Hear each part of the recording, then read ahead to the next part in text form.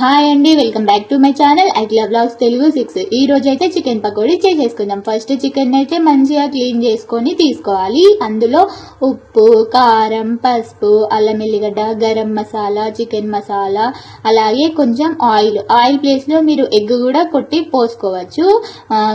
4 table spoon అంతా cornflour లేనట్లయితే బియ్యం పిండిని కూడా వేసుకోవచ్చు. బియ్యం పిండి వల్ల కొంచెం ఇలా గట్టిగా రాడుతాయి, అదే కార్న్ఫ్లోర్ వల్ల అయితే కొంచెం కరకర వస్తాయి కాబట్టి కార్న్ ఫ్లోర్ ఎక్కువ యూజ్ చేస్తారు. అలాగే మీకు కలర్ఫుల్ గా కావాలంటే కొంచెం ఫుడ్ కలర్ కూడా యాడ్ చేసుకోవచ్చు. మా దగ్గర ప్రెసెంట్ ఫుడ్ కలర్ లేదు, అలాగే ఫుడ్ కలర్ అంత హెల్త్ కి అంత మంచిది కాదని చెప్పి మేమైతే వేసుకోలేము. మంచిగా వేయించి ఒక 5 to 10 minutes ఫ్రిడ్జ్ లో అయితే పెట్టాలి. ఫ్రిడ్జ్ లో పెట్టడం వల్ల అయితే మంచిగా ఉప్పు, కారం, మసాలాలు అనేవి ముక్కకు మంచిగా పడతాయి. అలాగే స్టవ్ వెలిగించుకొని తగినంత ఆయిల్ వేసుకొని ఆయిల్ హీట్ అయినాక చికెన్ ని పకోడీ లాగా వేసుకోవాలి.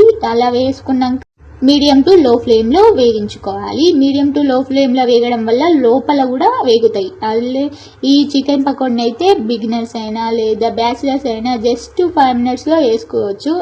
టేస్ట్ కూడా చాలా బాగుంటుంది.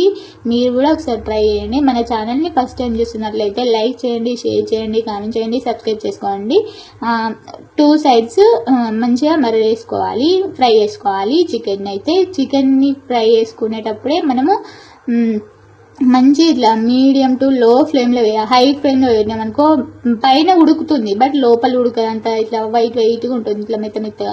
అదే మనం మంచిగా మీడియం టు లో ఫ్లేమ్ లో పెట్టి వేయించుకున్నాం అనుకో మంచిగా ఉడుకుతుంది, ముక్క కూడా టేస్ట్ బాగుంటుంది.